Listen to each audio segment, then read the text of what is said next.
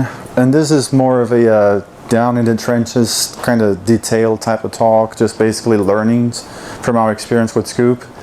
But let me talk a little bit about myself first. I'm Alex. I'm a data/software engineer at Rackspace, and I've worked with several internal projects, mostly analytical frameworks, data platforms for Rackspace internally, both in cloud intelligence and for the other cloud products as well. So I thought I should just probably, split this into a list of best practices. It's not in any specific order. There's more than 10, but I guess we'll just start with 10, just to keep everything within a good time frame. That's it. So we just kind of go through that, talk about it a little bit, go into a little bit of detail on each, and just kind of go from there. So the first one, like I said, no specific order, just kind of random. Formatting arguments. Especially with when you're dealing with text data, it makes sense to define a standard set of delimiters that you're going to use. It's really hard, you're talking about tracking data quality at this scale. It's really hard to do that, especially, you don't know, especially with data that is freely typed by the user. You don't really know what they're going to find, right? So we thought we had this covered, but we had some people typing colons and paths, window paths, C, colon, backslash, and that broke some stuff for us. And the problem with that is that you don't really know that there's something wrong until you're actually trying to query a table, right? So what we did, this is just an example, but we had a comma, right? For example, on the column itself. And by the time you got to it was actually a Hive HDFS file. The comma was still there. Hive doesn't complain, doesn't care. It's just loading the data, right? So when we started to query that data, we started seeing some nulls and some zeros. The counts were off. And it's really hard to get back and to track the source of the problem, because if you think about the system that we're talking about, we have different sources of data. They're all contributing different pieces, and they all look the same at this level. So to go back down here and to find out where that came from takes a while. So it's good. It's a good practice to, if you can, just establish a standard set of delimiters that you just use that across, for all the import jobs. And because the problem doesn't show up until later. So we're talking about mappers, right? How to control that, right? with Sqoop. So we know, all the actual execution happens on the Hadoop side, and there's a parameter number of mappers, non-mappers that defaults to 4, right? And that kind of what's control. How many mappers is going to get spawn. But really, that's just a hint, right? There's no guarantee that you get that number, and we saw that. It depends on a few variables. The most obvious one is that if your data set is just too small for 100 mappers and you set it to 100 mappers, it's not going to do 100, it's going to do 2, right? So it's kind of smart to do that. And this is kind of what we found out. It really depends. There's no silver bullet answer, right? There's no straight answer. You have to kind of take all this into consideration. The database type, some databases do, Oracle does some parallelism stuff internally. You have to think about that. The server hardware, is it a single node or is it a multi-node infrastructure? And this is what kind of got us a lot, the overall impact to the database itself, because we're running free-form query, just straight queries, and they were very relational, a lot of joins, and every time that we ran them, the entire database would slow down. So we had our queries actually being killed by the DBA a couple of times, and we were actually almost getting blacklisted because of this. So I think that's the most important one. Talk to the database owner, and try it out first. So how many tables would you extract in Power? Forget about the number of maps. Most of the stuff that we did was free-form queries, so it wasn't really a single table, right? Because he was talking, and that was why it was kind of complicated, because you're talking about these queries were massive, right? They were probably 2 pages long sometimes.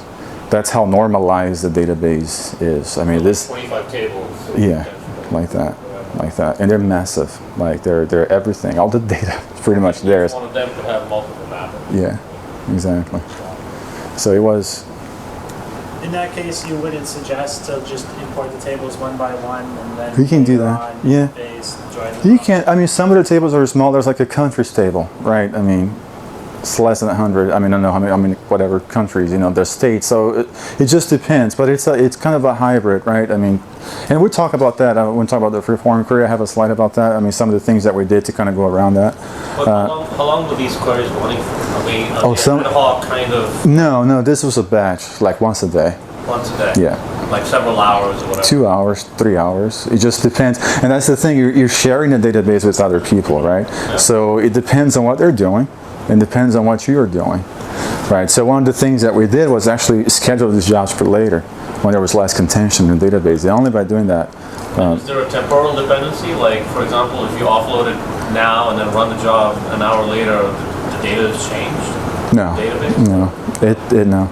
And it only gets worse because none of this, thank you, none of the data gets deleted. It's like a data warehouse. Okay. So everything just stays there forever, and it's SQL Server.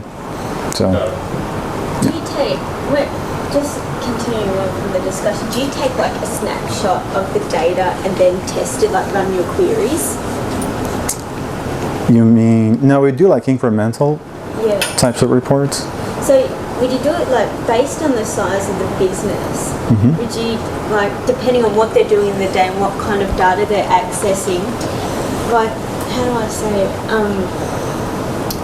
Like critical data, let's say sensitive data, would you base your queries off the most, sensitive pieces of data to test for quality of how the product works? Yeah, I mean, data quality, is that what you're talking about? Like ensuring quality of the data that we're putting into HDFS from the database? Yeah. Okay. That is a very challenging topic, right? I mean, the whole issue with data quality. We do have a framework in place. We just started working on that. It involves basically there's there's a lot of MapReduce jobs that goes behind this. I'll show you a graph like of the data flow, the pipeline. And part of the graph is to try to capture bad records, right? So we do stuff like average, like there's moving averages, right? So basic statistical analysis, right? To see if there's an error, to see if there's a record that's kind of below or above the threshold. And that goes somewhere else. So that actually goes to a separate table that also it's a Hive table. And that's how we expose the bad records. And then we can query that, and that actually goes to a dashboard as well. So we kind of know, and that's in development. It's being improved, but that's kind of how we're thinking about dealing with data quality. You can't. I mean, it's really hard. The data warehouse itself, it's not the best in terms of format or maintenance, but that's the reality, right? I mean, it's a massive database, massive. Yeah, I only ask because I'm dealing with something similar at work and testing for quality. And yeah, data it's so hard to, like, fine-tune the quality because you might test something and you'll have great output. Exactly. And you test the same thing maybe a day later and it's slightly out. And one of the problems that we have too is just data duplication. There's a lot of data duplicated because some of the columns are like JSON, right? Just blobs, JSON. But you have those same attributes exposed as actually columns somewhere else in the database. And sometimes there's matching issues, right? So it is kind of dealing with those problems. It's really, on that's different.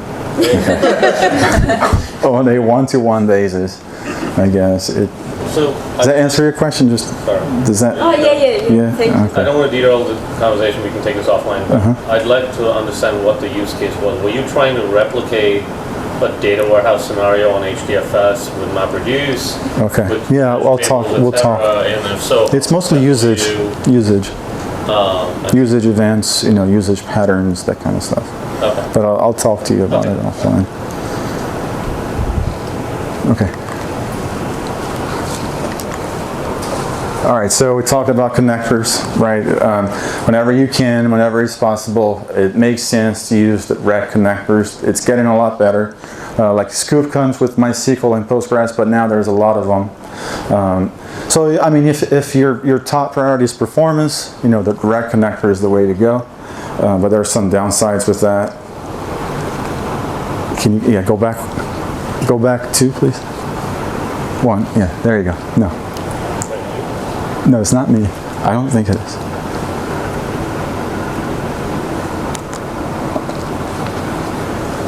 Some technical difficulties. Makes it more interesting. Okay, there. You never know if it's gonna work. All right, there you go. So yeah, performance. You turn it on with the direct parameter. The thing is, if you have like a massive node, like a Hadoop node, you have to make all those tools like available across all your task nodes. I mean, it's more of an ops headache than anything else, but it has to be there. And you do have some stuff. I mean, most of them don't work with binary formats. Like my SQL dump is just text, right? So I'm talking about like the Sqoop binary formats. They're not a good idea. And you might have problem with like type mappings if you need to change the type, like the Java type mapping actually from the column that's in the database. If you have an unsigned integer, you might SQL, that wouldn't work because it would just be an integer. And you don't want that to be an integer, you want that to be a long. So just some of the things that you need to think about. If it's just a straight table, right? I mean, just text, not a lot of stuff going on. It's like enumerated type of values. It's a good idea to use the reactor connectors. We actually did that, but for like the free-form queries and the more complex queries, it did not work because of these issues, escape characters and all the other stuff. All right, so talking about splitting the data, right? I mean, again, talking about mappers, number of mappers, that's the same good stuff. So when you have a table, right? I mean, a single table. We're talking about like exporting a single table. Sqoop needs to choose like a split by column, right? I mean, by default, the primary key, right? And it does like a simple query minimax, right? The problem is if you don't have primary key, some tables don't. I mean, it's hard to believe, but they're there. Or if there's no index column, or if it's a composite primary key, you're gonna have to do this, like a split by. It's like a column name to use to split. We did this. Our table actually had a primary key, but we had to do this because what was going on, we had a massive block of keys not there. They were just deleted. So we had like a 0 to 100, and then it went down to 1,000, for instance, right? So we had that block wasn't working, so we had these like mappers with like that would complete like in 2 seconds, and all the other ones would take like 3 hours because of the keys were not distributed properly. It was kind of a skewed distribution. How many columns did you use to do that support? Just one. Just one? Yeah. But that's good enough? Yeah. Okay. It was for us, right? So this we're talking about if it's skewed, right? If the table is not indexed, and something that's nice too that we actually use, especially for the free-form queries, is to use, because you can use whatever query you want. If you want to do select 1, comma 50 from dual, that's fine, right? Because it's going to be 1 and 50, so it's fine. Whatever query you want to use, you can. So one thing that we did, we actually exported the last value that we had in the data set to another table. So all our boundary queries would just go to that tables with the IDs that they had. So we don't have to do the max and the min, queries over and over again.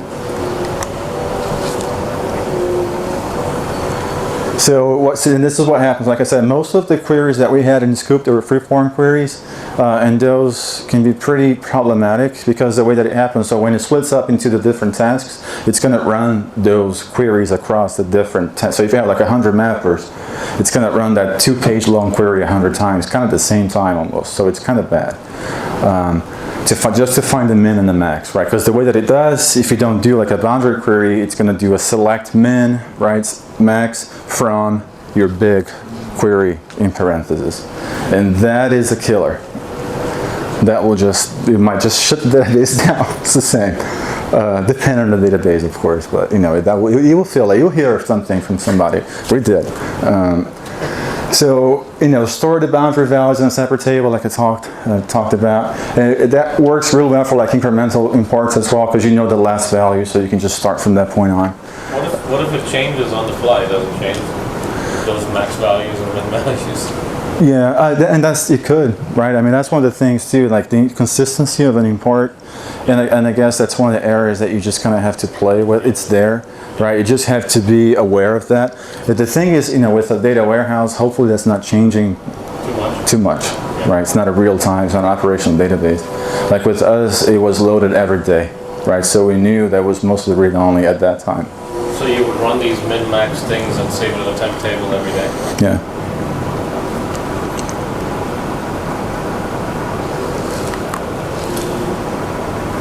I mean, that goes without saying. Were you going to say something? I don't know. No. Okay. Do not use the same table for import and export. I guess the same consistency, right? I mean, it's hard to achieve consistency.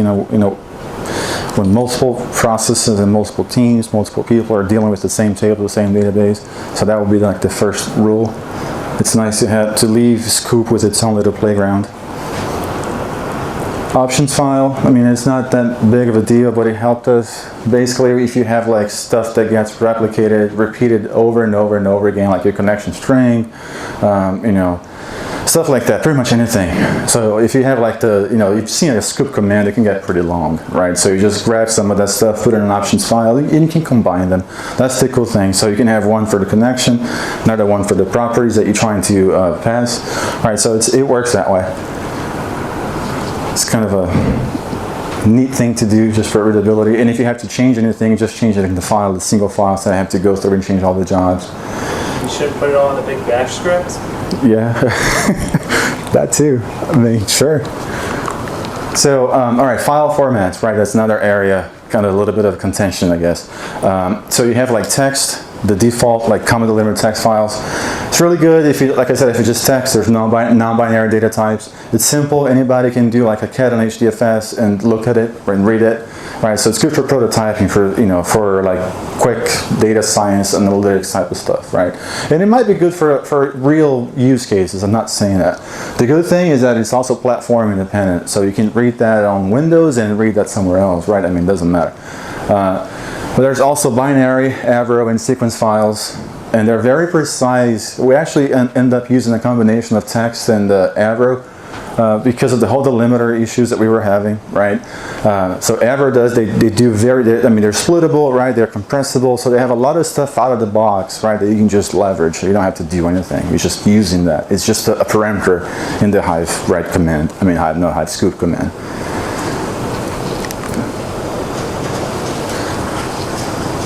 Sorry. Yeah. No.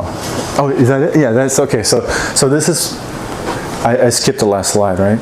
Did it work? Here. Yeah, there you go. Thank you. All right, so this is what we did. We had a combination of text files and Avro files.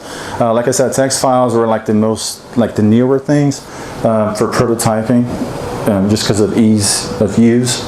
And we chose Avro. I mean, we could have, the choice was like sequence files or Avro for the binary encoding. We went with Avro, mostly because of the versioning capabilities. A lot of stuff is based on APIs at Rackspace, and attributes are being added like on most every single release, right? So we wanted something that we could change the schema. There are new columns in the database and not have, and just basically write the file with one schema and read it with a different schema and vice versa, right? So that was important. And also because there's a bunch of Python happening, part of OpenStack and all the other stuff. So we wanted something that we could just, write in Java and read in Python and vice versa. And we also did this,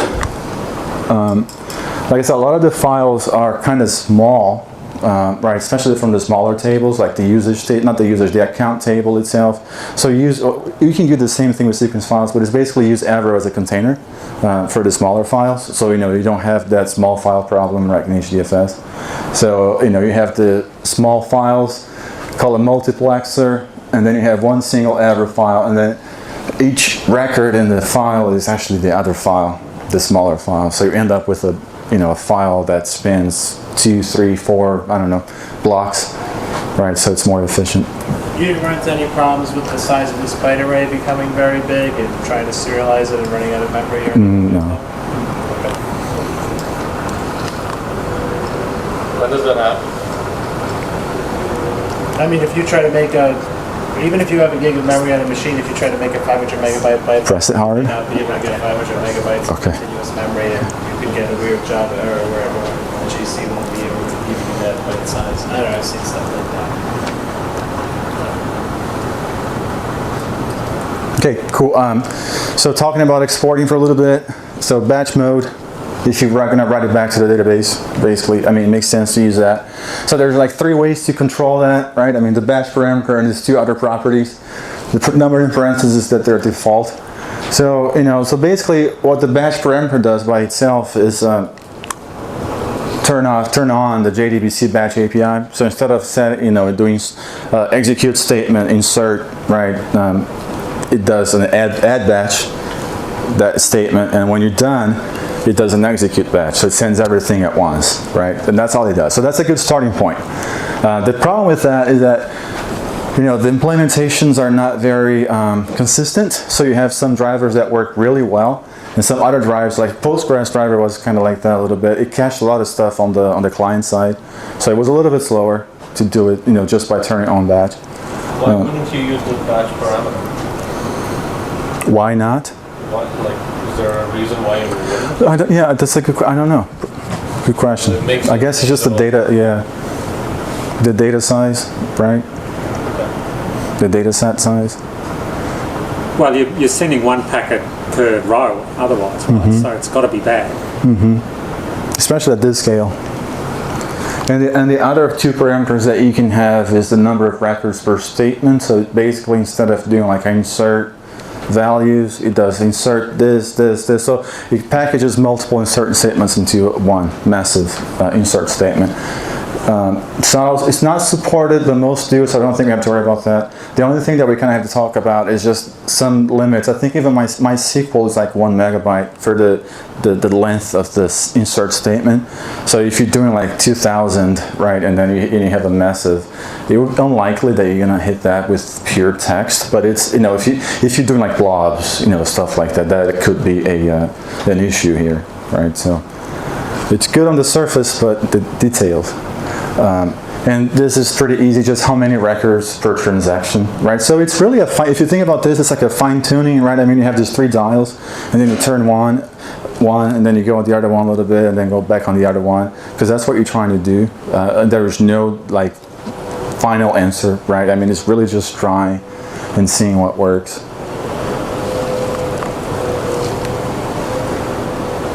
Yeah, use a staging table for exports as well. It's kind of the same idea with Hive. I don't know if you guys are familiar with that, paradigm, right? I mean, when we're loading data into Hive, put that into a staging table first, just text, right? No compression, nothing. Do all this stuff there, and then do like an insert into this table from this table, using Hive, just HiveQL. It's kind of the same idea here. And what that gives you is like this all or nothing, right, semantics, which may be important if you are, especially from a relational perspective. You either import all the data or you don't. So the staging table kind of allows you to do that, right? I mean, so you have that consistency. What happens is Sqoop will only finish the import all the way if all the tasks report like successful status, all the mappers, right, report they were successful.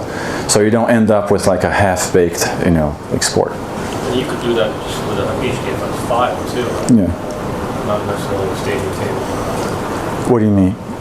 If you have like a HDFS file? Yeah, instead of writing to a table. I guess eventually our table could be HDFS file. Yeah, of course. Like talking about Hive, right, for instance. Now here we're talking about actually putting that back onto a relational database. Okay. For like reporting, for ad hoc queries and all that kind of stuff. And then aggregate data in Hive. I mean, we really like Hive. It's kind of slow, but it comes with the territory. Slow?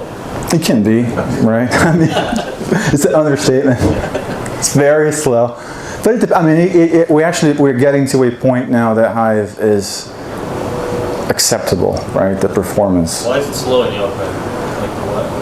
It's just what happens behind the scenes, right? I mean, it's not the problem that it's not a problem, but I think the misconception sometimes is that you see a SQL interface, right, in front of something, and you think databases, right? But it's not. That's not what's happening behind the scenes, right? So I guess that's the problem that sometimes, and if you think about, there's a lot that goes behind the scenes, right? I mean, a lot of the time that Hive spends, at least for us in the beginning, right, it was setting up the MapReduce job. It was computing the splits, right, going back and seeing, where to get the files from, and the mappers, calculating reducers, because a lot of the data was text, and if you look like on HDFS, they were tiny, especially after using partitioning, right? So poor Hive, I mean, we were just like abusing it because it had all these little tiny files to run MapReduce on, and that's just not how it's supposed to work. So a lot of the time, our query took was that. You know, how do I do this? There's all these files that are like 5 megs each, you know, and I have to run a query that cross-partitions, you know, that kind of stuff. And it's really table design, right? I mean, how are you going to design your tables? Partition the best way. I mean, it's not about Hive, so we can take that offline too. So the good thing is that, you know, Hive allows analysts and data scientists to do some prototyping really quickly, right? I mean, if you have like some data that's real time, you can just put that into Hive and hey, it's right here, just go play with it, right? So that's kind of what we do with that section of Hive. So a lot of the stuff in Sqoop goes to Hive just to give that capability to, you know, to the analyst to be able to analyze the data almost like in real time.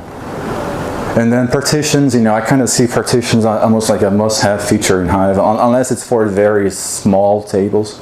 So we use that a lot. Partition, and Sqoop supports that as well. Partition key, partition value. The only problem is that the value has to be an actual value and not a column, right? So it's not a dynamic. So you actually need to know what you're doing, which may be a little bit challenging if you try and do some like automated types of imports, which we didn't.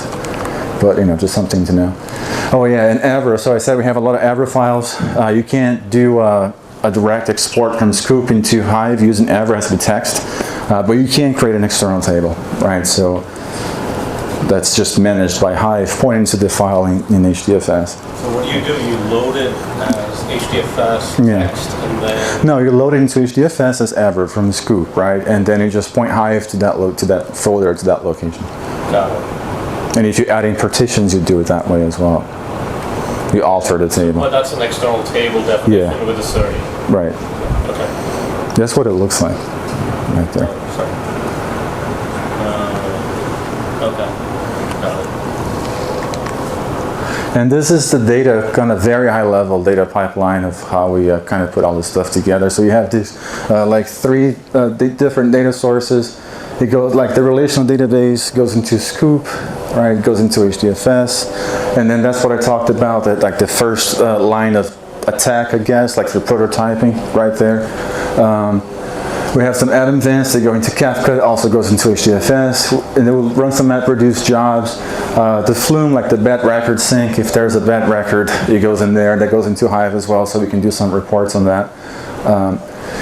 And after it's Hive, we also export from Hive to Sqoop just the hot data, and that goes into a like a dashboard, like the latest day, like the last day. There's some stuff, not a lot. I mean, we use more HBase in the beginning. We're kind of moving away from that. There's some stuff in HBase still, but not a lot. And so it all kind of ends up on that dashboard. So Flume for what? Just non-relational stuff? No, Flume is like a collector. So we have all these. It's a lot more than just shows up on here. So Flume just basically collects. It's kind of an underutilization of Flume, I would say, but it just basically collects like logs, right? So all these MapReduce jobs, whenever there's a bad record that you can't parse, or there's a column missing, or there's a delimiter that we're not expecting, we send that to Flume. So then we know, what to do with it later. And call to action, there's Cloud Big Data from Rackspace. Nikki can give more details on that if you guys need to, but it's a free trial. You can deploy the cluster, connect to the database, and just start using Sqoop and just playing with it. So you guys use Sqoop and